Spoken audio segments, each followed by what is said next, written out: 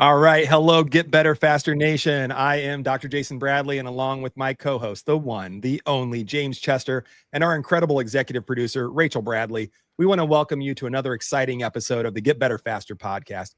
Today, we're joined by a truly unique guest who bridges the worlds of music, breathwork, and healing in ways that most people never imagined possible. Ian Franklin Wilkerson is a board-certified music therapist and third-generation Reiki and breathwork coach who comes from a family of healers in the Bay Area of California. With over 16 years in private practice, he's served over 1,000 clients, has completed a mind-numbing 14,000 clinical hours. I can't even believe that. Ian has a special gift for working with teens and adults struggling with emotional release through breathwork, and he's seen remarkable success with children who have autism and special needs. But he's not just a therapist. He's also a passionate singer-songwriter and guitarist who's released 6 commercial albums and has performed over 800 live concerts. His approach combines creativity, self-expression, and self-empowerment in ways that transform lives. Without further ado, Ian, my friend, welcome to the show. Thank you for having me. Yeah, Ian, we're going to get really granular, but we're also going to have a lot of fun today. And I think the first thing that we should probably open up with is your origin story about being a third generation Reiki therapist. Like, this stuff is in your bloodline. And I think that you being a breathwork specialist also and therapist, when did you realize that by combining breathwork and music therapy, that was your unique way of getting people better faster? Yeah, I think that I knew when I was much younger than when I started to actually do that, when I actually started to implement that practice. I've been a board certified music therapist in clinical practice since late 2008. So almost 18 years now. And, I started out just doing, music therapy. That was my main service to others and my main engagement with healing and helping people grow. But I, like you said, I grew up in a family of healers and integrative practitioners and breath workers. And my mom, was a Reiki and breathwork therapist for a long time, for 35, 40 years. And she studied with some prominent people in that field as well. And my dad's a chiropractor. I have like 10 chiropractors in my family, in my immediate family. My dad's dad was a chiropractor. My dad is a chiropractor. He just retired. Actually, my mom went to chiropractic college before she got pregnant with my sister and dropped out to be mommy. That's where my dad and my mom met. And then like my dad's sister is a chiropractor, my brother-in-law, I've got cousins, and my aunt is a chiropractor. So just tons of chiro in my bloodline. And then there's some MDs as well, and some other holistic integrative energy workers. And so I think when I first knew music was calling me was when I was 12, when I first kind of made the shift from being a young child in drama and doing mostly like theater arts. And then my Uncle Bobby gave me my first guitar, which was this really heavy, BC Rich Rave electric guitar. It was like this 80s rocker guitar, but they made them so heavy back then. So it was literally like the worst guitar to play on stage with for long periods of time. But anyway, that was my first guitar. And I think he kind of opened the door to being a rocker, and that's how I first realized the power of music, was when I tapped into actually creating and learning rock and roll and jazz and blues and funk. Just by learning the repertoire of the 60s and 70s, and the Beatles and Cream and Jimi Hendrix and Bob Dylan and Bob Marley, and, all of those artists kind of opened me to that world of revolution through music, of feeling through music, empowerment, sovereignty, righteousness, and so I think that's when I first got my first taste of it. But yeah, go ahead. No, was there ever a spot during your creative journey that you're ever rejected, like knowing that you came from this healing background? Was there ever a spot where you're like, gosh, I don't know if I want to go that path, I just want to be a musician? Dude, good question, because yeah, I didn't have any pressure from family to be like, oh, you gotta be a lawyer, doctor, like, I was just an entrepreneur my whole childhood and my whole teenage years into early 20s, because I watched my mom run her own businesses and my dad run his business. And so I had the entrepreneurial blood in me, the creator, the doer, to get things done. And so I think I didn't feel that pressure of rejection, however, or of like where I had to like perform in some capacity for the sake of stature or wealth or a good career. But the thing I will say is that when I was finally at a crossroads of deciding to get off my ass and go to school, go to college, because like when I graduated college, I was in, when I graduated high school, it was 1997. And so I was working full time at Kinko's, if you remember Kinko's. And I was like working my way up to like being an assistant manager. I was all about digital production output, making manuals and brochures and programs and, using Quark Express and PageMaker and Adobe for like business cards and stuff, right? So I was doing all that while rocking and rolling and then going to community college. I went to junior college just for fun. Comparative religion, mythology, marine biology, like whatever, just fed my brain. But I was playing in a rock band and gigging and booking shows. And then finally, I decided it's time to get my shit together. And I had a trip to Yosemite with my dad, and, my dad's a chiropractor. And I basically knew I was going to, as this was at 21-ish, I finally decided to stop going to community college and go to college. And so I was looking at a few different music colleges because I knew I wanted to possibly pursue music. And then I also knew I felt very strongly pulled towards becoming a chiropractor. And it wasn't because of any like familial obligation or anything. It was because I actually experienced the beauty and love of service. And I truly, truly, genuinely embraced and integrated the prevalence of nervous system and electricity in your body and your spine and your bones and everything being in alignment. So I really, really breathed and, loved chiropractic. I mean, I was adjusted the minute, out the womb, my dad was a chiro and stuff. So it's just been a big part of my life. And so he was like, I was like, Dad, I don't know if I want to go to chiropractic college or if I want to go to like rock star college, because like I wasn't a classical musician, never trained classically. I was always mostly orally trained and like very traditionally trained in terms of that pedagogy. And so I was looking at Berklee College of Music, which is where most families send their 18-year-old children to be rock stars. Full expenses paid because it's a bougie school. I mean, it's expensive, right? But also they have scholarships and like really talented people who have no money get in there and do amazing work. But nonetheless, it's like the rock star school. It's not Juilliard. And so my dad was so supportive. And to answer your question, long-winded, he just supported me in making whatever decision I wanted to make. And I decided to go to Berklee. And we had a big, deep talk about it. So, and he didn't reject my desire to be a musician or vocationally trained in some trade aspect of the industry. So, yeah. I think that's such a cool story. And I love that your family supported that. I think that everyone has their struggle, but it's amazing that you had that support to go into something like music. I think that there's so many families that it's like, yeah, doctor, lawyer, engineer, fill in the blank profession. And music is a real thing. I know that in my illustrious 26 years of practice, people that utilize music in one form or another, either they're just playing, or they're taking lessons, or they learned as a kid and they tool around with it, or they're doing music therapy.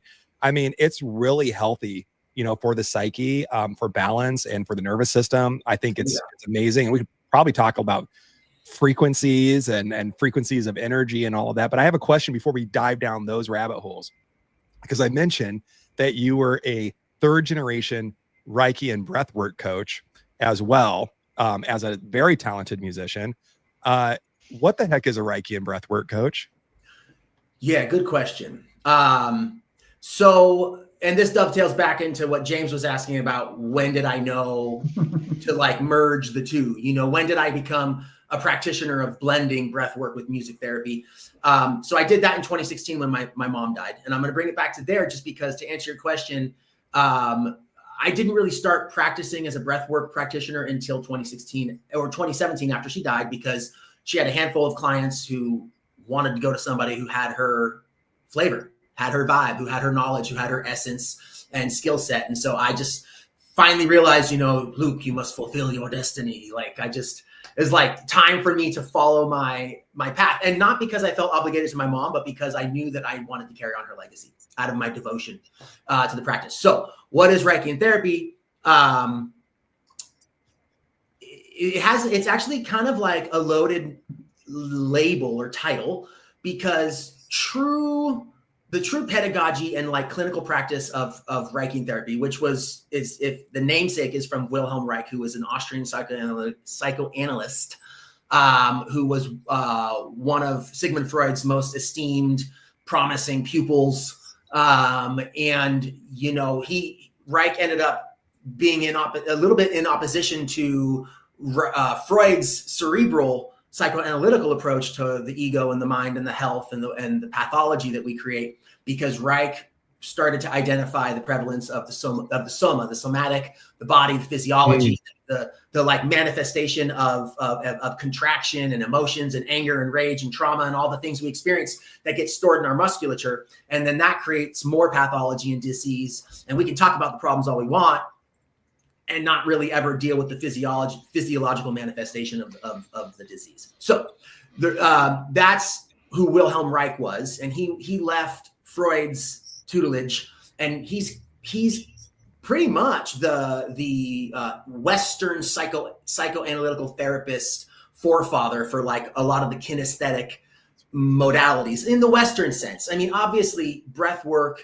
is far more ancient than where he was in his era, right? Like it's Eastern, it's far ancient, it's been prevalent in all of ancient civilization, apparently. And so, but he was the Western forefather of the clinical psychoanalytical, more allopathic modality of breath work and the prevalence of breath. And he identified the energy as orgone. And like other philosophies and teachers talk about like chi and prana and other energy workers, but he called it orgone. And the modern day, truly like the people who are clinically in the allopathic sense, Reiki therapists, are called orgonomists, because he gave birth to the pedagogy and the study and the practice of orgonomy. But my mom was a student of Dr. Philip Kukurudu, who was a chiropractor, and from LA, from the Valley, in San Van Nuys, that area. And so he was a student of one of Reich's students. And then he was a chiropractor. And so he brought the breath work and he brought Reich's teachings and merged it with chiropractic. And he came up with a term he called cranial sacral vegetative therapy, or like, I think it was cranial sacral vegetative therapy, or vegio therapy is what he coined it. But, and he brought in the chiropractic philosophy and knowledge and blended it with breath work and physical manipulation of the body. And like things like Rolfing also came out of Reich's work, and other Western kinesthetic modalities. But anyway, that's what Reiki. So now the reason why I say it's important to know that the orgonomists is because technically they're the ones who are carrying the torch forward from the scholastic university entitled, not in a bad way entitled, but like the credentialed practice, right? And we live in such a quantitative world now that like, everybody wants the piece of paper behind the practice.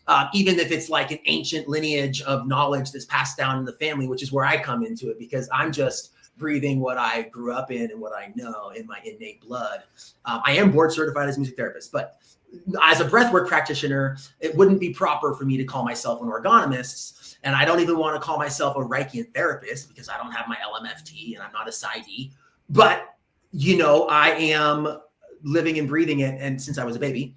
And so I call myself a breathwork coach because I'm a coach.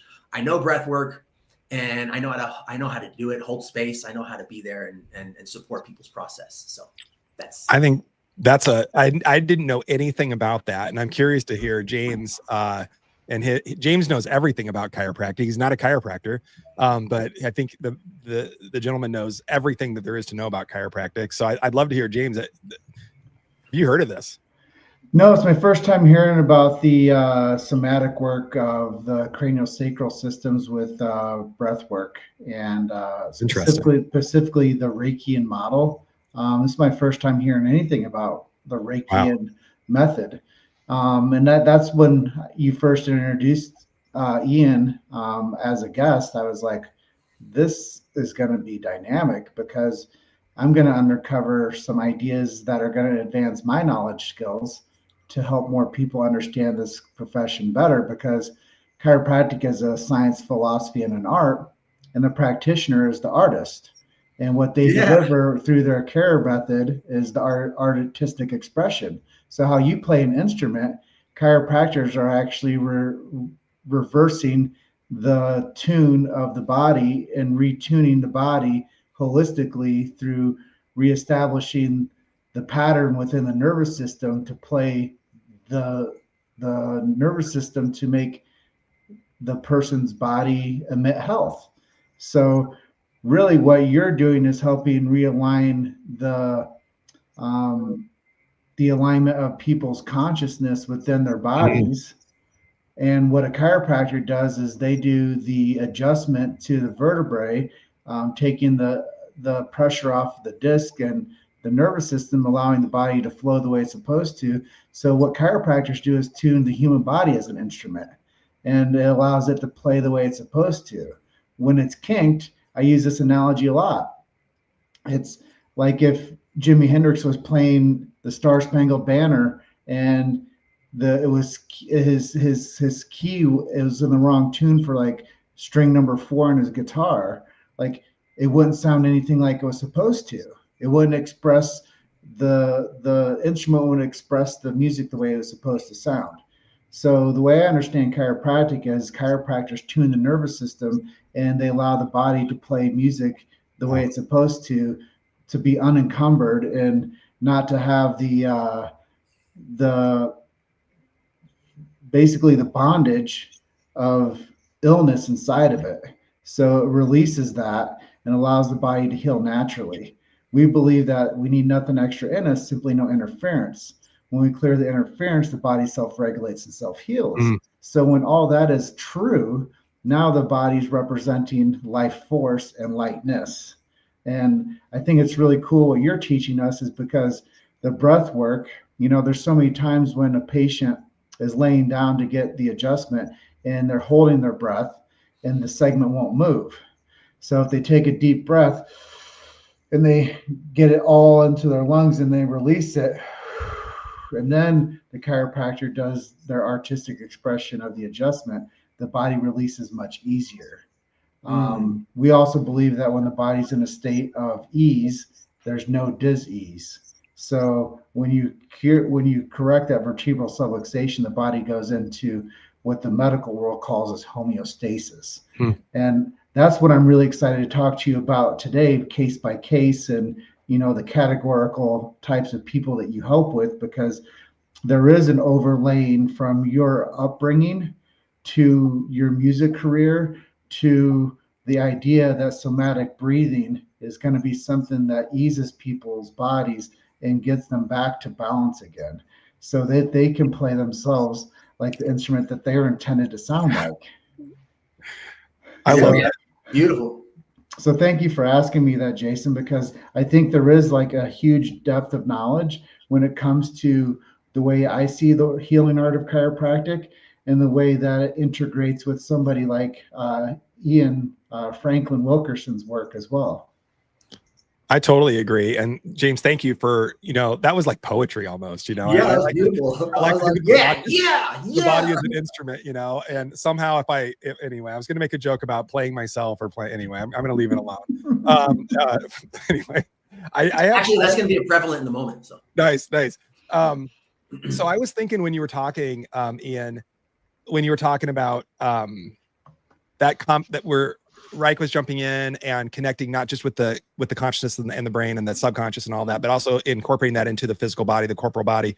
I was thinking about this book, and I'm sure you've heard of it, and everybody's heard of it these days, but The Body Keeps Score by Bessel van der Kolk. And basically, just for our listeners that might not be familiar with that, I mean, it's exactly what it sounds like. The body keeps score. Our thoughts, our consciousness, our stressors, all of that locks itself in the body.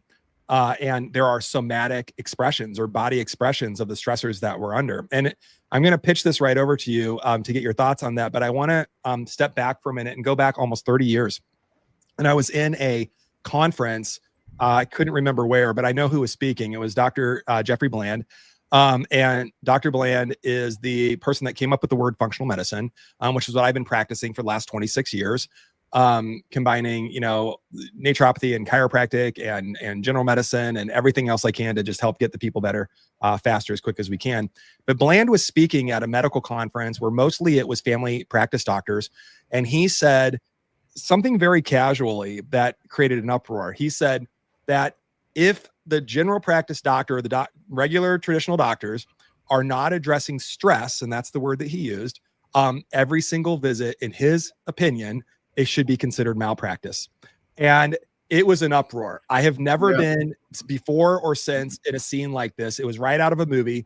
People stood up. They were slamming their hands down on the table and yelling that that's not real science. And, we're doctors and we leave that to the psychologists and the psychiatrists. And, just absolutely this post-Cartesian theory that the body and the mind are separate, separate from each other. And Bland stood his ground. And it's interesting because I think it was this was 30 years ago. I think about 20 years later, about 10 years ago, American Academy of Family Practice in their journals were posting, hey, did you know that about 90% of what comes through your door is probably rooted in stress? And I was thinking, man, what if we would have listened 2 decades earlier? And quite frankly, they're still not listening. There's still a big divide in general medicine and the connection between the mind and the body, right? So where I'm going with all of this is that it's interesting to me that someone like yourself that's trained in music therapy and helping to tune that body, as James was saying, and integrating the breath and integrating the brain, the subconscious, the consciousness with that somatic expression, that body expression. I think it's really curious to me that, you've been doing this for so long. You've logged, all these hours and had all these cases. So how does general medicine accept what you're doing? Or, what's been your history with just the regular old run-of-the-mill doctor down the road? Yeah, super good question. It's only more recently becoming more and more embraced and accepted, or even acknowledged and identified as an option for people. Again, in the Western Americans, in the USA, like World War II, World War I, like that era. That time frame is when like minstrels were traveling through veterans' homes, and like that's like one of the textbook versions of like when it started to emerge as a practice that could help people's PTSD and such, and rehabilitatively. But even it's really becoming more embraced as there's more research and more quantitative data. Right? We are such a data-driven people in terms of our being materialistically minded. We need to see quantitative evidence as to efficacy and why it's happening, and that's great, and I think that's important also. But I'd say within the last 10 years, it's gotten even more recognition, but still it's inadequate. It's not enough. Like insurance carriers only if you've got like the top dollar insurance companies, you're working for some company that's like, yeah, dude, all expenses paid, we'll cover anything for your family. But most policies won't reimburse it. And it's that Hollywood insurance that you're talking about. The movie, I don't know that people know, but the Hollywood movie insurance for people actually working for those studios, everything's paid for. It's amazing insurance, but we don't see that. We don't really see that in the other or like families that are working for Google or Facebook, sure, yeah. Probably, or in Silicon Valley who have like super top dollar and coverage. Those families can get music therapy covered, but it does have CPT codes. Like it's those diagnostic codes that are reimbursable by insurance, and for like sensory integration or occupational needs or, bilateral motor growth or whatever. Like there's all these specific discrete data points that they can reimburse for, but most insurance companies still push a lot of pushback and decline the coverage. So that right there is telling about how much it's accepted in the allopathic, MD world. Occasionally I'll get a client inquiry that's like, oh yeah, our MD wrote a script, or like our primary care, like actually wrote an order for music therapy. And so we're looking for it, but it's very seldom still. Yeah. So I guess as you guys are talking about the acceptance model, how do people find you? Yeah. Well, you mean more like generally speaking, it's people find it's a very niche healthcare field, or it's a very service, and so for me, when they find me, I've been blessed. Even though I would rather there be more of us and it be a more common field than scarce, but there's not a lot of therapists, and so they find me pretty easily by word of mouth and Google search engines, DuckDuckGo, or it's like I have great SEO, and so does any music therapist in any region if you dial in the SEO, because if anybody types in music therapist, Albuquerque, New Mexico, like whoever's a registered music therapist with a business and a website or a handle or some presence in Albuquerque, New Mexico, those keywords are going to find the 5 people or the 2 people, or, maybe in some areas 10, but there's just not a lot, or maybe in some areas none. There's not a lot of us. And it's, in fact, as some business owner who, it's hard to find applicants. But that's how they find me, is I get lots of hits off search engine, Google, been doing it for almost 18 years now. So I have tons of word of mouth, referrals. And again, it's growing in the news. There's news stories that come out, and then people are like, oh, I could try that for my kiddo, or, oh, my husband had a TBI and I saw this news story on ABC, and I'm going to whoa, is there a music therapist? And so where I live, and so they'll find us that way. I think just word of mouth is the biggest one. So delivery of care. I'm really curious about that, because I've never been to a music therapist. I should do it. It sounds like something pretty dynamic and interesting, and it could integrate some different parts of people's life. And I think that what we don't know, we don't know. And like I tell people all the time, if they know what we know, they do what we do. So a lot of people are going to, like you said, they're catching on. But the delivery method, does somebody have to be in a brick and mortar facility with you? Do you do this through Zoom? How do you help people with your breath work and with your music therapy? So it's the delivery method is as universal and ubiquitous as music is in all facets of life and everything that is in humanity and in nature. Like, it is so everywhere, right? Like, music is out in the forest when you just quiet your voice and mind and listen to the birds and the trees and the wind and the running water. Like music is in our breath, and right, and there's like rhythm to our body and our physiology and even to our thoughts, and like this, it's all there. So I guess the delivery system, right now it's brick and mortar. There's music therapists who have clinics that are brick and mortars where people come into your clinic and they see you. There's also 90% of my practice and my company's practice that has 5 music therapists, employee music therapists. We are 90% out in the community. We are traveling into people's homes to work with a child who has autism, and we're serving the family. We are going into day programs with 25 adults with various ID, DD, intellectual and developmental disabilities, or cerebral palsy, or Down syndrome, or the whole special needs demographic.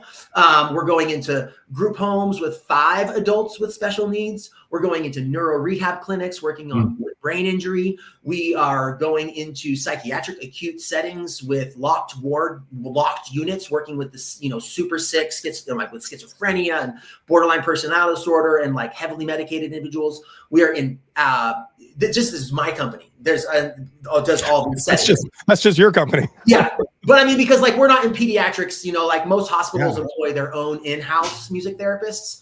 But there are a lot of music therapists working in hospitals, in children's hospitals, and they're usually working through like child life services, or some of them come in through oncology or rehab.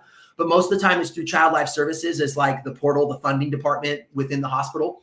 And then my company is also at like teen treatment homes where like teens go there with suicidal ideation and eating disorders or OCD, like mild to moderate mental health challenges, and substance abuse. And they're there for like 45 days, and they're like in an intensive rehab with like DBT, dialectical behavioral therapy, and a counselor and a psychologist and a dietitian, and yoga comes in, and they do equine therapy, and then, and they have a music therapist.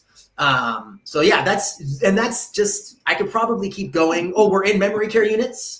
We're in geriatric, older adult communities, skilled nursing, assisted living, and memory care. We are literally everywhere music touches people. So we're in the community. We're at the park facilitating group drum circles and fostering community.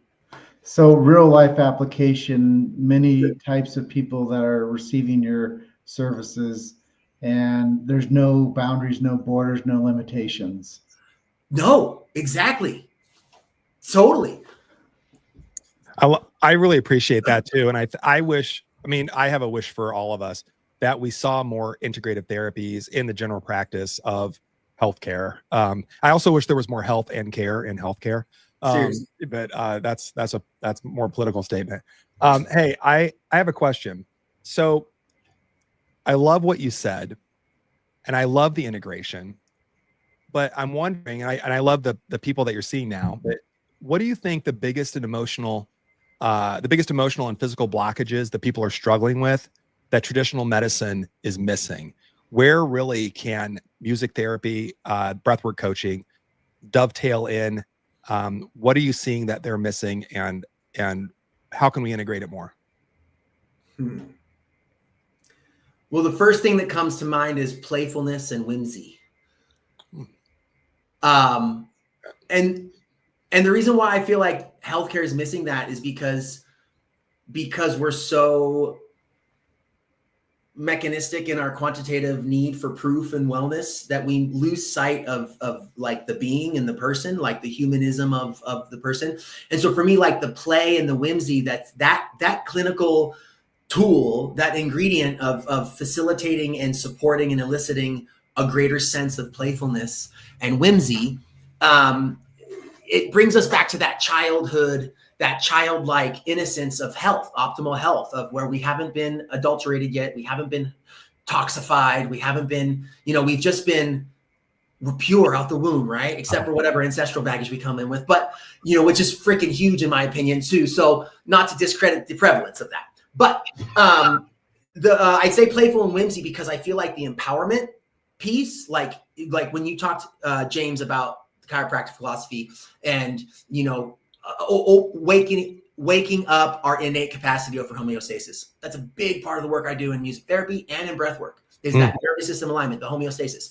Well, what we start to lose as we become more pathological is we start to lose that playfulness, that whimsy. And I feel like when we can bring that playfulness and whimsy back into our world, we can give our bodies and our nervous system and our physiology and our cells and everything gets our mitochondria. They get the opportunity to be playful and whimsical and like love and surrounded with joy. And that's the best, I guess, weapon against stress, right? Is like, I'm freaking stressed out all the time. If I could just find I've been doing breathwork my whole life and getting adjusted by chiropractors, and I'm still overwhelmed and overcome with stress. And that is going to be, if anything's going to be that to me, that's going to be what does me in too, because, but I love opportunities to play. So if there's one thing that practitioners are missing, it's playfulness, whimsy, which leads into the opportunity for sovereignty and empowerment, for homeostasis, for mitochondrial physiological happiness, for joy. I mean, I want to jump in for a brief moment because it sounds like you're onto something here. Yeah. And the philosophy that I stand in, as Dr. Jason was saying earlier, he's a chiropractor, 26 years, functional medicine practitioner, 26 years. So also degree in journalism and media framing. So podcasting is something that's really special for me to include him into, because I believe that podcasting is something of therapy, because it's idea therapy. It's a way for people to get information that they didn't have access to before and elevate the consciousness of our culture with guests like yourself talking about things that people have no awareness about. So I believe that amplifying the message from my esteemed colleague and doctor on this podcast with you as the music breathwork therapist, the fundamentals that Jason was allowing me to speak on earlier were these. We believe that when man or woman, the spirit, physical gets adjusted, connects them to man or woman, the spiritual. So now we're connecting physical with spiritual. And then once those two are connected, it creates the educated intelligence. So it's a very smooth triune.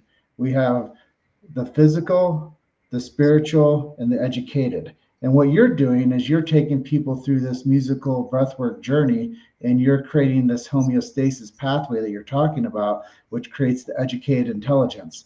You transform them from where they were, and you develop them into a new version of themselves. And the reason that Jason was asking you about providers supporting this, and he was saying that there's no health in healthcare. Well, there's no money in healthy people. So it makes sense that an insurance policy wouldn't support people going through this type of a care plan with you. But when you think about the significance of what you do, I just had a thought flash over here. And I'm like, what if you take your integrations and you put them on recordings for people, and you let people use them as a meditative state where people could actually like have the download and listen to and do the breath work at the same time as a apparatus system that people could then walk around and chill out. And like you're talking about having whimsical moments, but also meditative moments, and also the self-healing moment where you don't need a therapist on duty all the time, but you have basically the titration of the effect. Now you're giving people the method to do it. They titrate it over time, and eventually they become a different element. And that's really what we do with the ideas that we get. We get enough knowledge that's inside of us, and then we become a different version of ourselves over time, and that's called wisdom. So really what you're doing is you're developing the wisdom strength inside of somebody's body to adapt. And adaptation is really the most important part of being in this human body. Is if we don't feel good, we need to adapt to feeling better, right? And if we're not feeling well, we want to adapt to feeling better, right? So it sounds like your approach is very much on the linear perspective of the body needs nothing extra in it, simply needs no interference. When we clear the interference, the body self-heals and self-regulates. And that's exactly what you're doing, brother. Yeah, man. Yeah, sorry, go ahead. What's up, No, Jason? go ahead. No, you.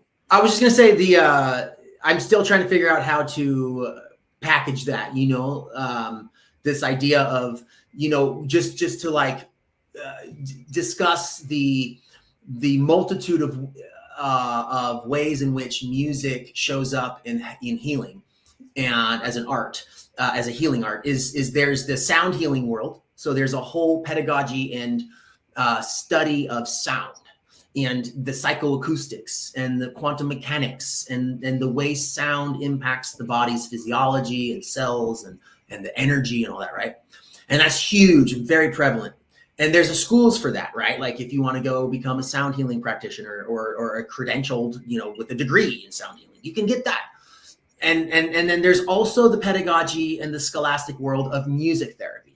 And music therapy also, they can work in tandem, but there's different pedagogies. And one of the reasons why is because music therapy, like the degree I got and the study I do is more of a, and this is going to be challenging because the reality of it is that what I'm about to say, they're both the same, but in music therapy, it's more interactive. It's more about engaging on a more observable,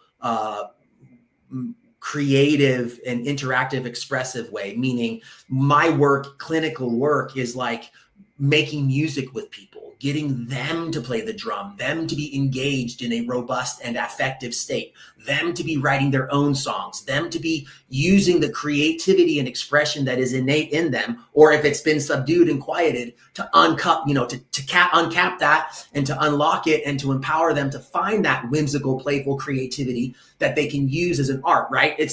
So my work is very much interactive and maybe like 10% passive. And when I say passive, if you really break shit down to like the quantum mechanical and the cellular level, even when you're working with a sound healer, if you're doing a sound bath, which is a different pedagogy than what I do incorporate some sound bath work, and I do some music assisted relaxation and meditation. But it's important for me to bring that difference up in my work, because there's other practitioners who are like straight up sound healers, and they do the crystal bowls and the gongs and they do the tuning forks, and it's more passive observably with our eyes, because the people receiving it, the patients, the clients, they're laying down, they're breathing, they're meditating, and they're receiving this huge, like beautiful blanket of sound and acoustics and vibrational waves. And there's that spiritual context and the physiological metabolic context, but it's passive because it's not like they're jamming and making music and stuff, but there's still a lot of movement and interactive going on the micro. But I just wanted to bring that up because that's part of the hard part for me in trying to reach more people in service, which is my life's mission, is to help more people. And it's hard for me to create like an interactive video that I can like have people subscribe to or give out for free, and just, to have like, hey, have time with Ian, but then I can scale my impact on humanity like the way a lot of people do with their video recordings, and then people download them and then they can reach hundreds of thousands of people with this meditative practice. But because my work, I'm still trying to figure out how to like detach the need for me to be physically interactive in a reciprocal loop with the person, because my work is always guided. How I show up to help somebody in breath work or music therapy, it's guided by the feedback loop. It's guided by the relational, reciprocal, what I see, what's before me, what's the energy, how am I going to respond to that in real time? I'm going to make my adjustment this way. I'm going to pull this tool out of my bag of supports and interventions, and I'm going to change this. And now we're going into a G minor because, man, this person was not jiving with the G major. So we're going to make it a minor third now, and we're going to just flip the script. And, oh man, they were not digging the folk. So we're going to go into some hardcore punk rock. And, and this is all about like, if we're making music and we're what we call clinically improvising. So I wanted to break that down. Wow. I wish I could package it up and be like, hey, subscribe to me. Listen, I just want to jump in too and give James props here, because while James is a world-renowned podcaster with the largest podcast dedicated to chiropractic in 2 different languages, Spanish and English, Chiro Hustle. If you haven't checked out his other show, listeners, please do. It's brilliant. But James is also a brilliant marketer. And I think the 3 of us on this call, all that we want to do is help as many people as possible. I know that my impetus is, like when we talk about scaling, a business, I think that we're all talking about what's the impact I can have on humanity? What's the legacy I can leave behind? And James has a unique talent for putting those things together. So I don't want to, volunteer James, but he has this great call that he does called the $1 million. What's it called? The $1 million call, right? I do something called the $1 million call for people. Yeah. And it really distills this down. Anyway, I'm just putting that out there for you and for other listeners as well. The other thing that I wanted to bring, we're talking about pedagogy and teaching and, all these different aspects that we can, philosophies and kind of theories, but I want to bring it home for a couple in one really distinct way, and then bring it into PTSD. I'm echoing. Sorry, guys. I think we're back now. I was thinking about stress and the stress response, and I was thinking specifically about the vagus nerve and the vagus nerve that everyone talks about. We gotta I don't know, tune the vagus nerve. I'm gonna have you guys help me out with the right words here. But one of the cool things that I know about the vagus nerve and about stimulating relaxation and tone,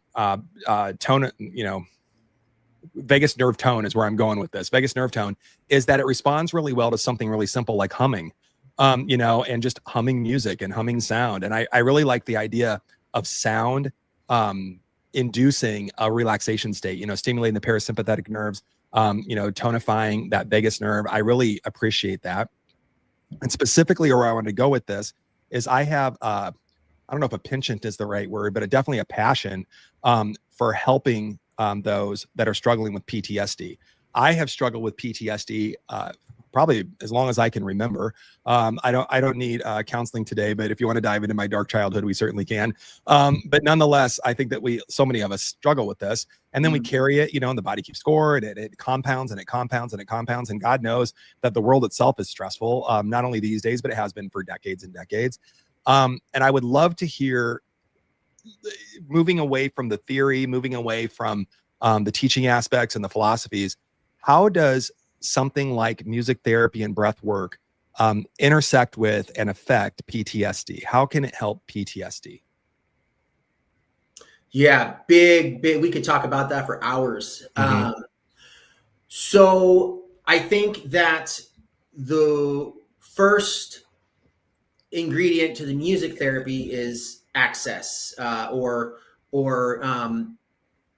because music is so innate in us that it's oftentimes can be one of the most accessible modality. It's fun, right? Like if you can get past the insecurity, I mean, there's other things that can come up that keep us away from accessing like that whimsy and that playfulness, because sometimes we have to relearn, we have to unlearn and then relearn how to be able to lean into that creativity or that joyful music making. But I think that the main ingredient, even on a neurological and physiological anatomical level, is the way music actually interfaces with our physiology and the neurological aspect of how when we're making music, every part of the brain fires. It's one of the only human functions where the brain is actually like a fireworks show, right? Like both hemispheres are optimized, they're bridged, all of the regions of the brain are activated when we make music. Whereas like other human functions, it's just like it's maybe just a localized area of neuronal activity that you can actually see on a screen if you're measuring neural activity. When you make music, boom, your brain's just alight, right? And so I think that's one of the reasons why it's so effective with PTSD, is that it opens up interactive collaboration and communication between our memory banks and our rhythm centers and our speech and our pain centers and our all of those things. And so I think it's a ripe space for us to be working on that hard stuff. And music also like spreads the whole gamut of the nervous system's experience. So from fight or flight to trauma, like all of these different areas of music can trigger those feelings in our body. So that's fascinating. Yeah. And when you said both hemispheres are firing with full integration, and you said when you make music, the brain is alight and alive, and I love that idea, but it makes me think this is probably why we see such a response, not only in PTSD, but also in, first of all, I want to just clarify, I don't like diagnoses. I think it's a box that we like to put people in. And I'm just using vernacular here to move us along so we don't get caught up in trying to describe things. But nonetheless, PTSD, when you were saying that, full integration, both hemispheres firing, the music makes the brain come alive and is alight. It also makes me think that's probably why we see such good responses with people classically diagnosed on the spectrum, on ASD, autism spectrum disorder.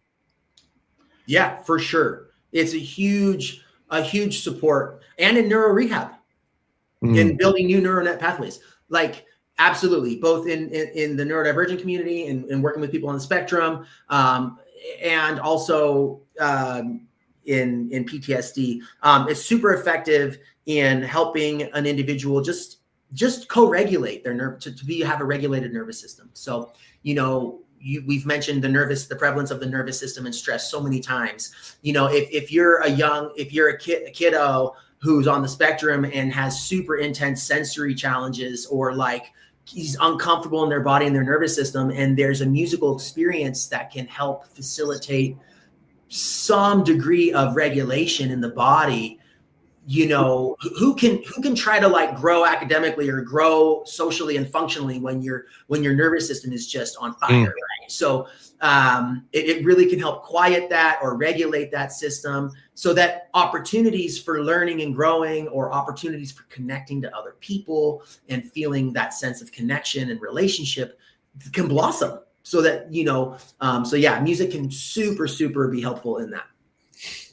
Well, I have a tie-in here, because we're talking about delivering people that have some type of concern, right? We're talking about taking them from where we found them and giving them solutions and helping them on a new pathway. Do you ever take into inventory what somebody's listening to? Like their frequencies of what type of music they're actually like, is there frequent like behavior music? Like, what do they listen to in the mornings? What do they listen to like throughout their day? What are their playlists? And Yeah. do you ever like realize that they're listening to like really junk frequencies, and you have to tell them that the frequencies that they're tuning themselves with are just like junk, and you got to get rid of it, and you got to do new stuff? No. So, okay. So there's that study with that scientist. I forget his name. I'm just spacing, but he did all the water molecules. And like, if you put the love and the beautiful affirmations on the water, the molecules were like super beautiful. And like, if you put like demonic, hateful messages on the water, they became all decrepit and gross. And I do believe there's a huge prevalence to that, James. I'm sorry. Go ahead, James. Masaru Emoto. Yes, Emoto. Thank you. I was just thank you, lost Dr. Google. in thought. Yeah, thank you, Dr. Google. So, but the thing is, James, it's scaffolding. Okay. So yes, I do firmly believe that what we listen to and what we surround ourselves in can have a great impact on us in negative ways and positive ways. However, I also always go with client preferred, patient preferred music, because you have to start somewhere, and we have to start with what makes somebody happy. Where's their buy-in? Where's their joy? You know, and the reason I want to break it down that way is because I've worked with people who actually feel like their nervous system, actually, I bet you I haven't hooked them up onto like, sensors and stuff, but I bet you in this instance, what I'm about to say is that like, I've had clients who find calmness and who find a sense of grounding and co-regulation with their experience in their world and their sensory system when they put on Slayer or Motorhead, or like Black Death cult music or whatever, like I'm never going to tell somebody that like, I'm never going to be prescriptive. I'm not going to say, and I don't think that music it's too nuanced and it's too unique to every person's experience and memories and how their cellular mitochondrial system and their spirit and their soul and their physiology has actually connected in what way to what kind of music, because I want them to feel stoked to make music, to play the drum, to learn an instrument, to activate all of the centers in their brain that respond so positively to music, to their own neural priming opportunity. It's neural priming. How can we prime our body and our physiology through music making, okay?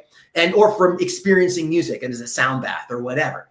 And so it really starts with like client preferred music. I'm not going to have a kid come in who hates Raffi and I'm gonna be like, oh, yo, you want to work on some impulse control and like boundary setting, or like you want to work on bilateral coordination because you've got some vestibular and proprioceptive challenges, but you hate Raffi, but too bad, we're going to do, I like to eat bananas the whole session. And it doesn't matter that you don't like it because it's got the frequency that's tuned to 432 hertz. So it's going to be better. No way. I'm going to do the song they want to do. If they want to do Itsy Bitsy and it happens to be a song that's tuned in a frequency that, sound psychoacoustic scholars and researchers have been identifying that these frequencies are better for the for the metabolism or the physiology, and like that I have to do songs in that way. No, what's more important is their experience and their relationship to the music. And people, it's preferred music. If they feel at peace with Slayer, then you know what? We're going to be doing a Slayer song and we're going to be having a good time. And then maybe eventually down the road in our therapeutic relationship and in our rapport, we will get to a place where we can start to peel away the onion, bring in the breath work, look at the nervous system, take a deeper dive, and then maybe we do retune the Slayer song to 432 hertz. Or maybe we do bring in the sound bowls, but it's really scaffolding, bro. And the buy-in is paramount, if that makes any sense.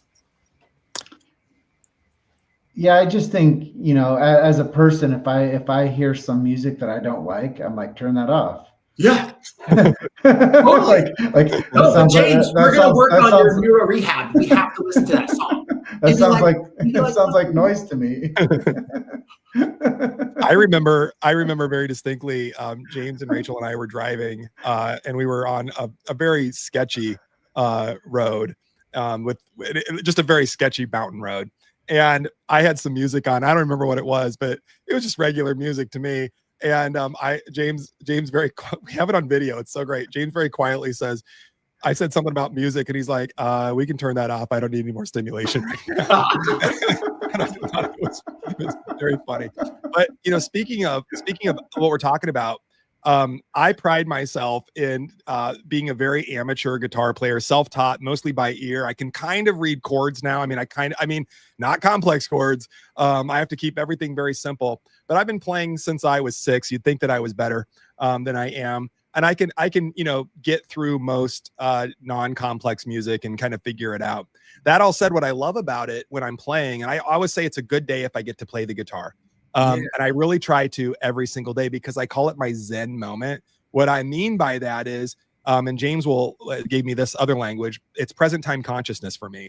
I'm just good enough that I can play and get through music and all that, but I'm not that good that I can't think about it. So because I have to kind of concentrate on what I'm doing, I have no time to think about stuff in the past that I might get depressed about, or I have no time to think about the future and be anxious about it because I have to be in that present time. It's the only thing that works for me. It's one of the only things that actually brings me into that present time consciousness for an extended period of time. And it's also one of the coolest things that brings me playfulness and whimsy and joy, because I'm never going to be the artist that you are, playing 800 shows and having 6 albums under my belt.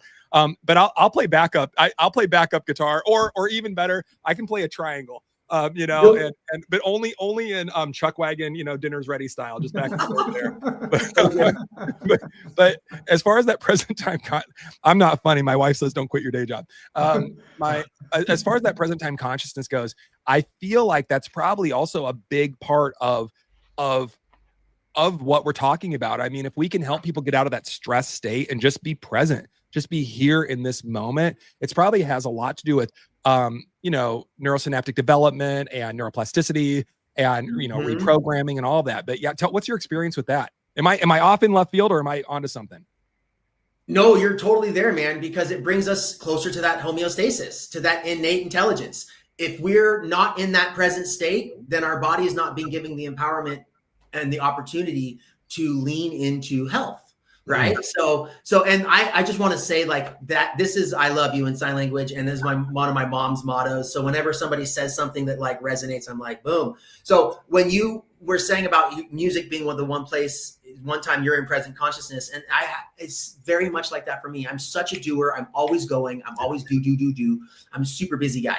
And I very seldom, except for when I do my own breathwork practice, the only 2 times is when I do my own breathwork practice and when I'm playing music. And I've always said, like, I'm not a good meditator, like Joe Dispenza style meditation. Like I'm like, boom, boom, my thoughts are going. I'm like, but when I'm doing my breathwork sessions, just breathing, and when I'm doing when I'm jamming with my band or playing guitar, that's my meditation. Like, that's my music is where I come to that present consciousness. So, and I think that, like, that's a very telling and appropriate, it's very appropriate in helping to explain and justify why healing through music and breath is so powerful, is that it activates all regions of the brain and it brings our nervous system into regulation, and it empowers and supports that playfulness and that childlike health and nimbleness, being nimble, and the spontaneity of making music and letting go. So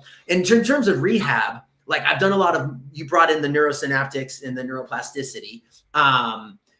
Music therapy is really prevalent, really prevalent in neuro rehab because of the way that it activates the brain alike. So areas of the brain that have been damaged can be reactivated optimally. It's like neural priming. When we start to make music, we start to wake up those areas that are damaged, and we're not fixing those disconnected wires. We're just giving the brain the medicine it needs and the experience that it needs to reroute a new neural net pathway around the damaged one. So, when somebody's speech center has been damaged, those neural net pathways, they're gone.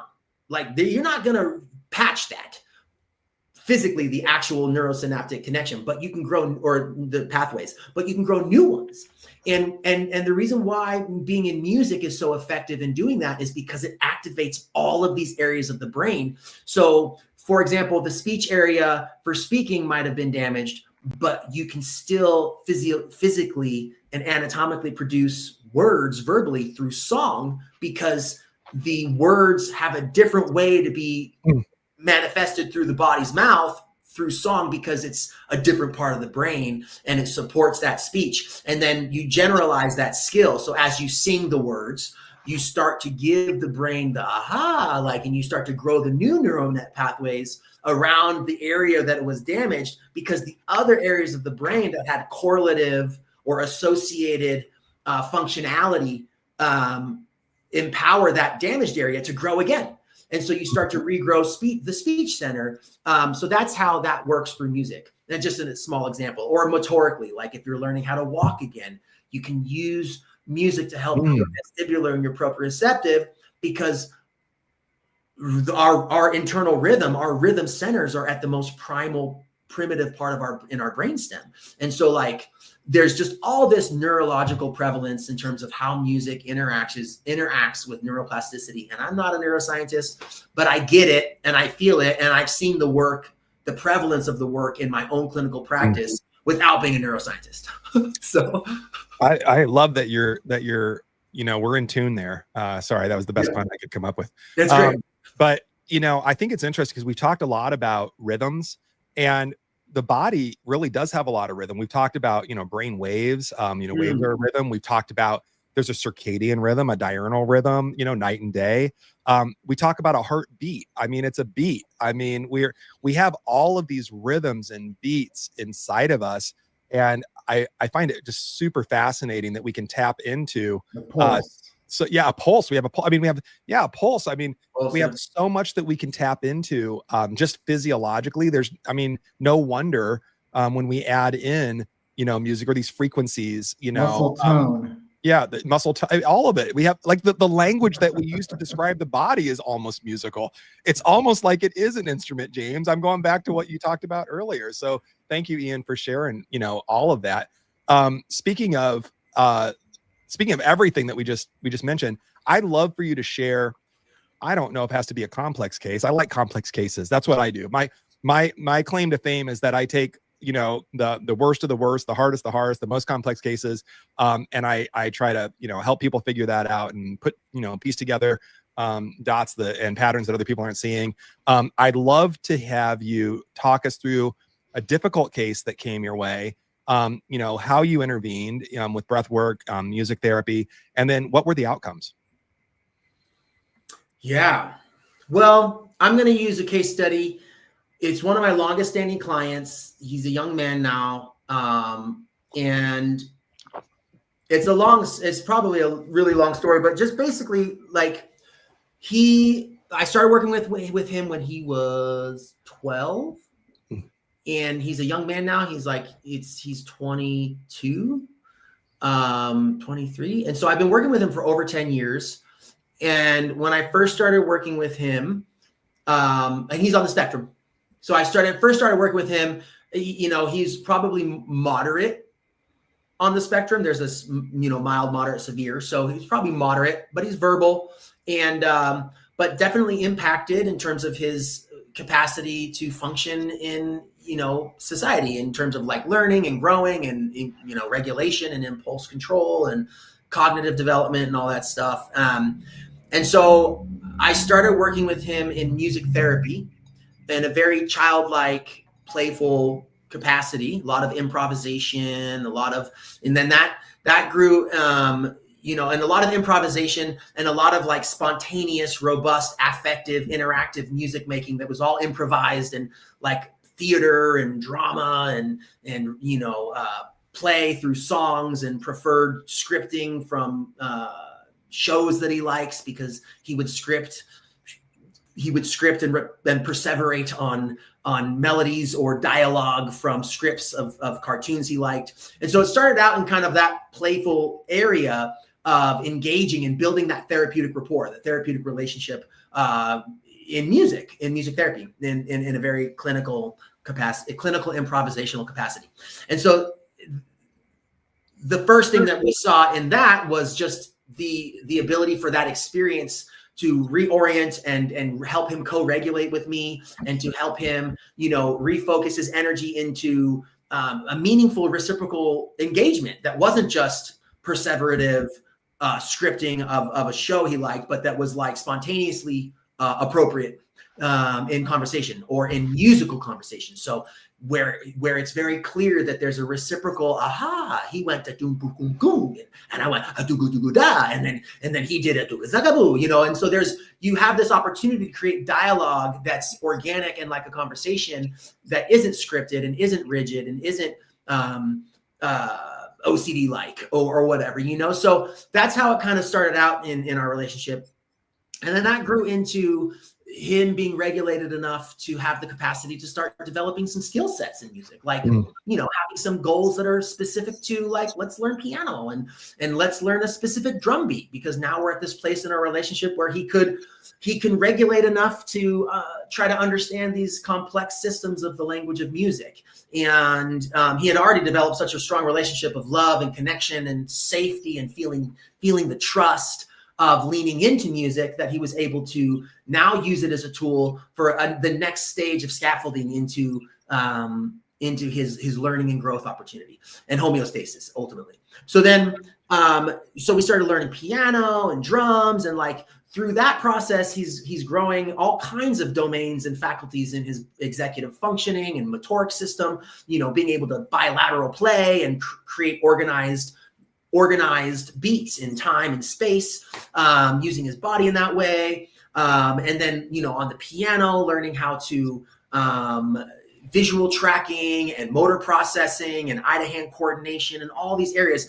But of course, the process and the fun and the playfulness always was paramount, is always first. And all of these other things are just like the icing on the cake, baby. Like, these things just grow because we're having a good time and we're focused on the process. I'm not using music he doesn't like. I'm not making him fit into my box. I'm not putting my opinions on how he should do stuff.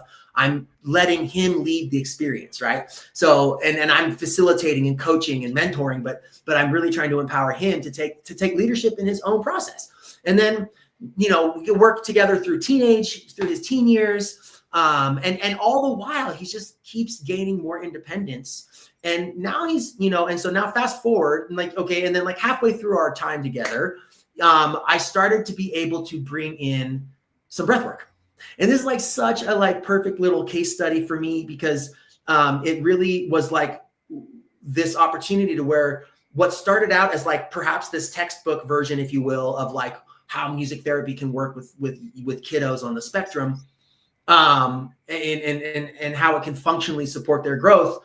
And then it shows the evolution, my work with him, into a young man who's like able to actually start focusing on wellness in that sense, where he's not just worrying about, you know, he's not just focusing, our relationship doesn't just focus now on like functional executive functioning stuff and like, you know, ADLs and like how to live and be in society and how to like, all of those things are super prevalent still. But, you know, now we're working on bigger, like whole life independence and wellness, and we're bringing in breath, and we're doing deep breathwork sessions where he's, you know, still learning how to like tap into being an emotional person, and to be empowered and validated to be emotional. But all of this is still so like supporting his ability to try to be independent, to like live in his own home and not have to live with his parents, and to be able to deal with the stressors and the rigors of society and the unpredictability of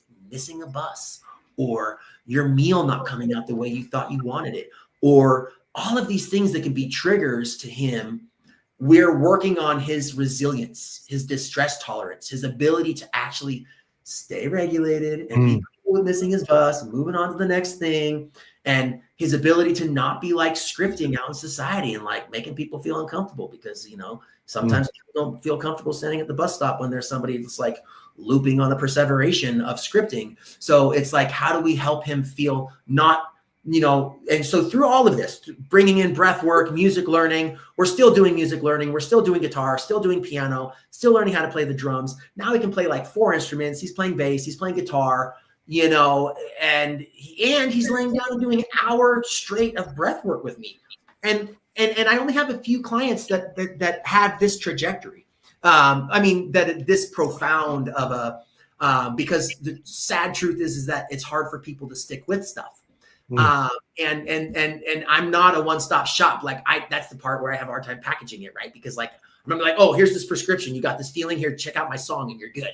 No, like it's a process. And like my mom had breathwork therapy clients who she saw for 20, 30 years. And it's a process. You are always undoing the hurt, the trauma, the stress. Anyway, so this guy from 12 years old to 22-year-old young man now, and he's on the verge of like getting placed in some independent living. Finally, hopefully, eventually in the next maybe year or so, I hope he continues to grow towards being able to live independently. He's working on being able to hold a job, you know, and just function. And it's all been through music and now breath, man. And like, I'm so proud of him. So that's the full spectrum right there, man. I think that's a beautiful story. And thank you for sharing that. And I'm sure that gives a lot of our listeners hope. I mean, like I said, the world's a complicated place right now, and there's complicated cases that are out there. I want to spin that just a little bit, and kind of look at the shadow work of that as well. If you'll let me go there. Emotions, tapping into emotions can be scary, right? Oh yeah. Yeah. Cause we're taught, to hold our cards tightly. Don't share our thoughts. Don't express or be your true self. There's a lot of maneuvering, and I don't want to say games that people play, but it's a strange world. As an example, our older daughter went on a date the other day, a lunch date, and Rachel, my wife, and our executive producer, made a joke, and she said, "Make him pay," and she said, "No, I can't do that. I don't want to do that. We're Gen Z, we can't do that." Then she said, it's a red flag if I expect him to pay. She goes, but then she goes, it's also a red flag if he doesn't offer to pay, but I can't take him up on it. And I was just trying to figure out the whole dating thing. And I'm just glad I'm a few decades older than that. Don't have to worry about that anymore. But I was thinking about how scary it can be, because I just said, can't you guys just be yourself and just have like don't maneuver? And she's like, no, absolutely not. And I was thinking, when you were talking about getting in touch with your emotions, and finding comfort there and finding peace there, that can be really scary. It can be really scary to I mean, we're not really, unfortunately, I wasn't anyway. And I don't think that most of us, through our, K through 12 upbringing and then we go right into the, college and workforce, we're not really taught to regulate. We're not really taught to be okay with ourselves. We're not really taught to be okay with our emotions. I would love to hear how music therapy, breath work can help people find that. And then also, have you found people where it's really scary for them to go there, to go to that space? Oh yeah. Lots of my clients have to work through that fear, and we call it the resistance. It's the saboteur of our bodies and our consciousness, where we push away opportunities for health and optimization and for pleasure. Wilhelm Reich called it pleasure anxiety. And man, this is such a big thing to unpack. But earlier you talked about the vagus nerve. I'm going to try to stay focused on your question. You talked about the vagus nerve, and there's this huge knowledge that's coming out now, which is beautiful, about like the prevalence of like activating the parasympathetic nervous system and creating the anatomically ripe environment for like anabolic rebound and like not tissue degeneration and all that cellular prevalence, right? However, what Reich brought out and taught about, and what his teachings have led my lineage and my family into, and my personal practice and breath work and music therapy, is that we can't just skirt over the hurt, the fear. Okay. We can't just skirt over facing our traumas, because that's what is stuck and contracted in our musculature. It's what Reich called the body armor. It's the armoring that we put on, right? And like you brought it up from childhood, who's been raised that way? Okay. Well, again, I'm not trying to tout my own experience, but I was raised screaming and crying and naked, and I was allowed to touch my genitals and masturbate, and nothing was, I wasn't a hedonist or anything like that, but we were like definitely a civilized family, but we're also super raunchy and crunchy and like just open with our human sexuality and like okay with the body. And so that's how I was raised. I was raised as a man who could cry. In fact, I cry all the time. And what happens in a lot of society is babies come out, oh, don't touch your genitals, that's dirty. don't slap the hand away from that's just dirty. Go wash your hands, you know? And so like, we're taught right out the womb, we're taught that like, oh, well, weird. Like, why can't I touch him? What's wrong with me touching it feels kind of cool, you know? And like, but this person who was loving me told me not to do that. So it must not be, or, oh, they're making noise and they're crying and, oh, okay, hush, hush, hush, hush. Oh, and what is that teaching the anatomy and the physiology of the being? It's teaching that human being that, oh, well, I'm going to redirect my innate function right now. My body wants to cry and I'm being taught that I should probably subdue that. Okay, so that's where it's the onslaught right out the womb, dude, where we're like hushing a baby who wants to fucking cry, and we're not validating that they should just fucking cry, and we should let them cry. Why? We don't let them cry because it makes us uncomfortable, okay? Because it makes us irritable and us nervous, and it triggers our fear of our own tears and our own rage. So that's why it's perverse. But bringing it back into the armoring, you talked about the depth of the fear. So, and like the fear of our emotions. And so I wanted to bring it into the vagus nerve and into this idea of the parasympathetic, because ultimately we all want to be in a more regulated parasympathetic space where our nervous system is at peace and grounded, and we're ripe and primed for like homeostasis.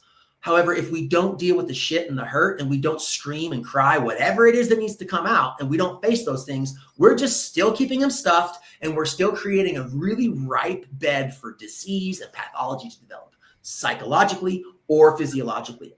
So what Reich does in a lot of my practices in breath work, and there's other holotropic and there's other mouth-based practices. And so the reason why mouth-based is important is because there's a huge split in the pedagogy of breath work, like where we want to do nose breathing and mouth breathing isn't healthy. And it's true. I agree with it that like nose breathing should be our normal go-to state of homeostasis and a regulated nervous system. But the mouth breathing is the get better faster.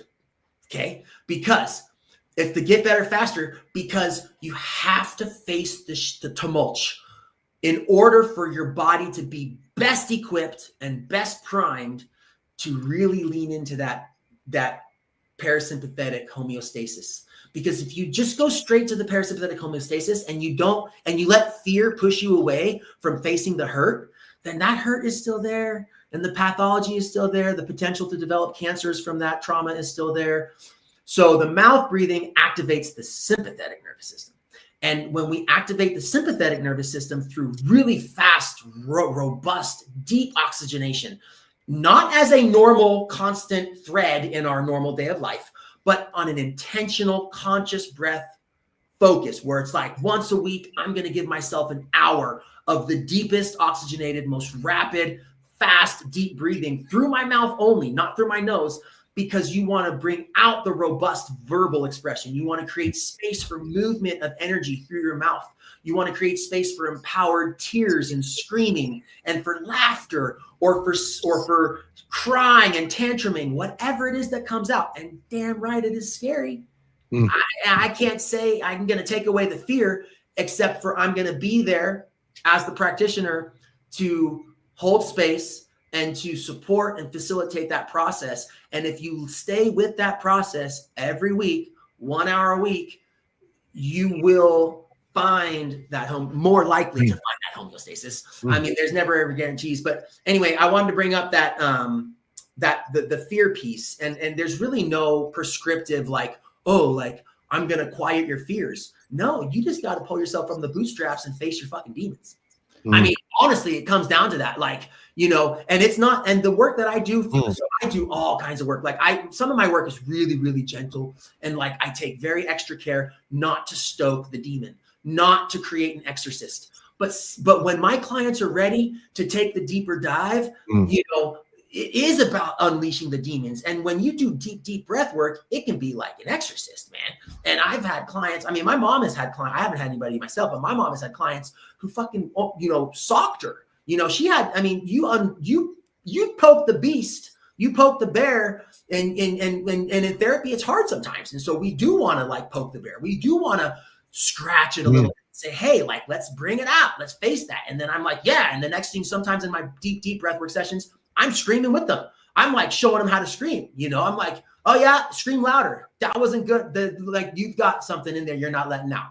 So it's this balance of not scaring somebody away, not pushing them away. So if you poke the bear too much, too fast, too hard, too soon, then somebody could just be like, yo, peace, I'm out. Like I can't handle this work. Like it's way too intense for me.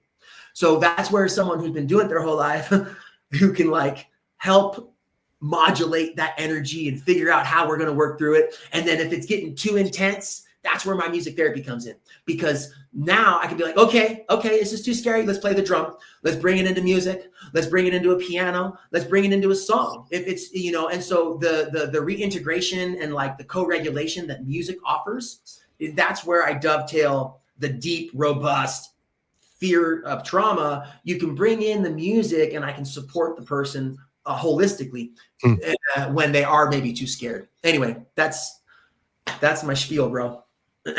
I don't know if it lands, if you get what I'm saying, but well, what it sounds I'm picking like, up what you're laying down. What it sounds like is you're rewiring people's condition, and the human condition is what people represent to you. Yeah. And what you were saying there, I'm going to just put it into like quick language, is you tune their vagal tone. And I don't tune it.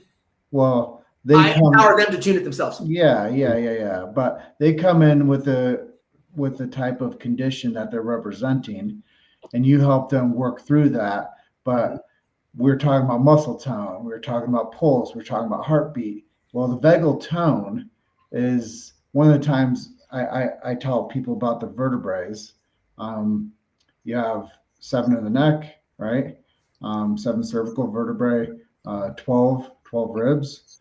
And then you have 5 lumbar, and there's nerve innervations that come off of those.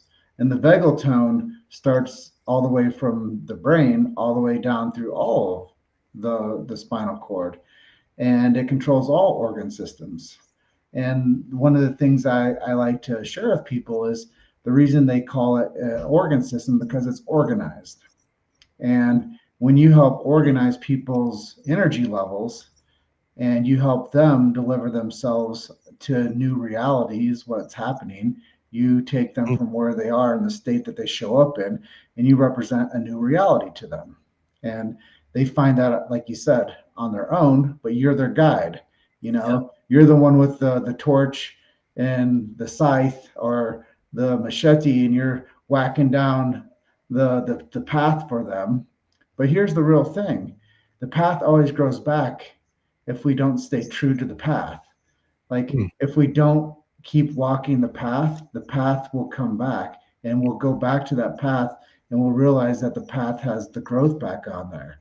So when we're thinking about people's human condition, if we don't continuously do the work with people, and people don't continuously find ways to change state, and to find their tone in life, they'll come back to that path that they worked on with you, and they'll realize that even with like chiropractic, if people step away from care and they realize that now they're back into the same condition state that they were previous, if they just stuck with it and walked the path with the method, their lives would not go back to where it once was. So I know that there's a lot of theory there, but when I'm talking about this is, I know we're coming up on the edge of our time too, but I have 2 questions. They're kind of a compound thing here. How do you see the evolution of your work going forward? And will you eventually teach this to other people? Yeah. So I see the evolution of my work going forward, to doing more retreats, and more wellness integrative retreat opportunities that blend music making and group drumming. And I'm already doing them. I'm doing about 3 retreats a year right now. And I see myself continuing to grow that. And I see myself staying on with music therapy and having individual one-on-one music therapy clients, because I just love the work and I love being in service in that capacity. But I've really since my mom died in 2016, I've been on this slow trajectory of where I'm leaning more and more into the breath work. And I really do want to keep growing and evolving my work as a breath work practitioner as well. And that is going to involve possibly some new learning opportunities. I'm super into a few different areas for professional development and growth that I want to integrate and learn and develop and blend into my work. And in terms of teaching others, I absolutely want to teach people more about the work that I do, and teach them how to actually carry on this particular flavor of breath work that I am equipped to support people with.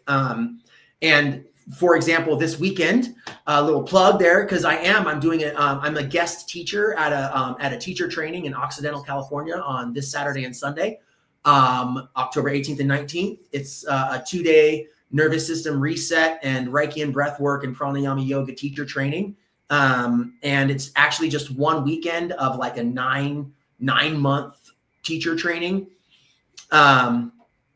And I'm doing that with my mentor and godfather. He was my mother's lover for 8 years. He's also a Reiki therapist, and he studied with the same teachers my mom did. So he's a part of my family. And when my mom died, he took me under his wings. And his name is Dr. Siri Khalsa. And we are doing teacher training in Occidental. So we are. And the thing is that like the best way to train on being a breathwork therapist is to be in breathwork every week, once a week.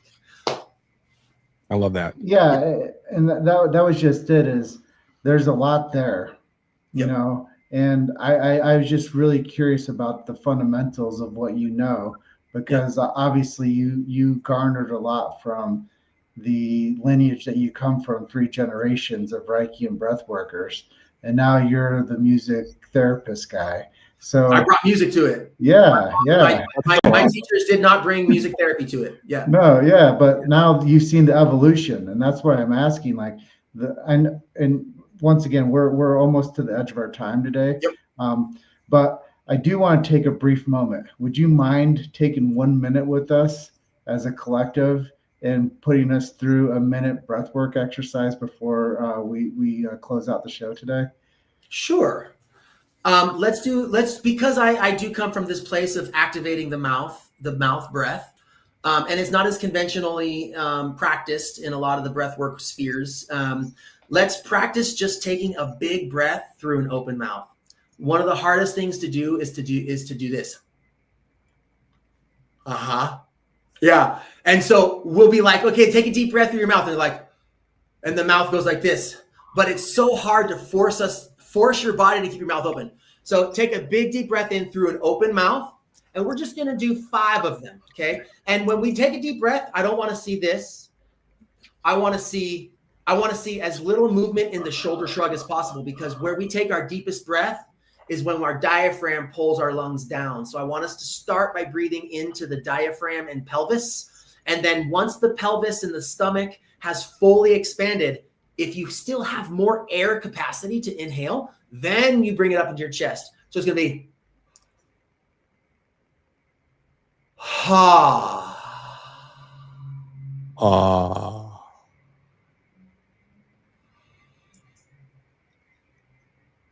Ha. Good. 3 more.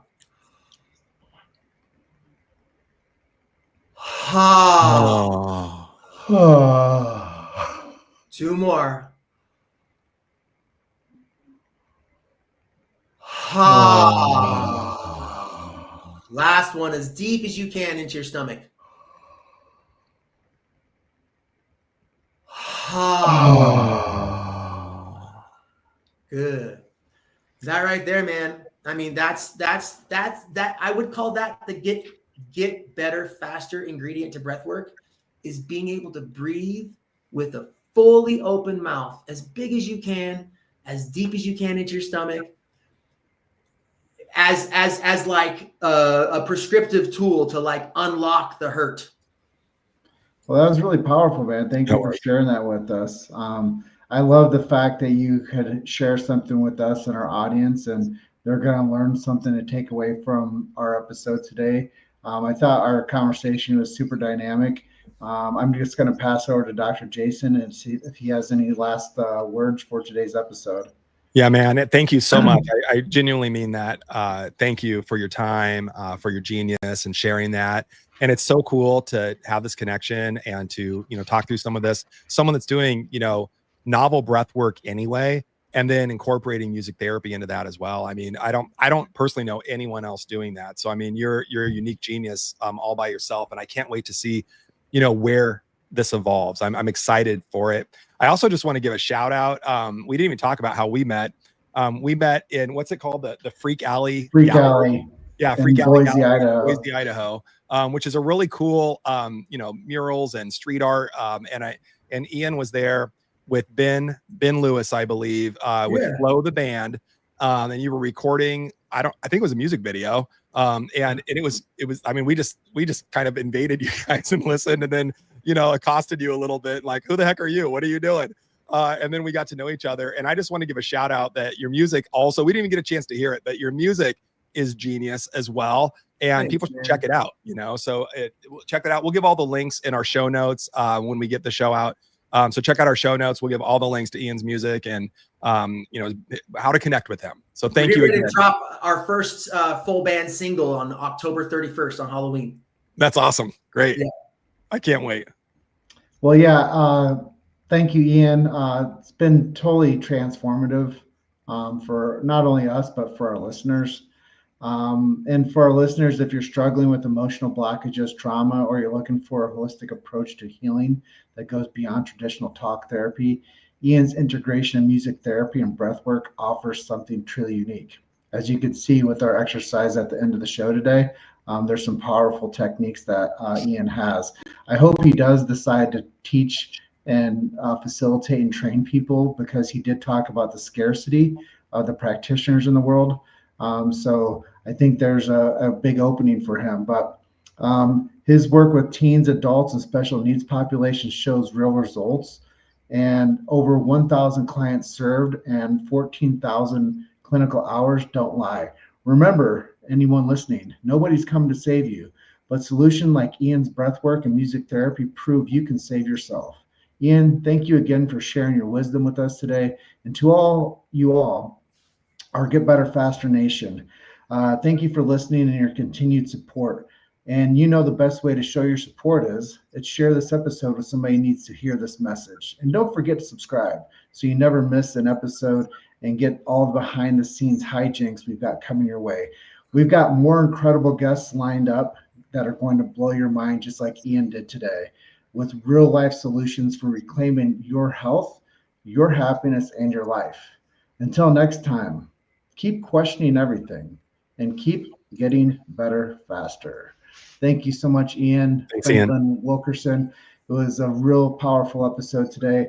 Thank you, Dr. Jason Bradley, for facilitating this episode today with me. And we are signing off, and we'll see you guys in the next episode. Love to everybody. Thank you.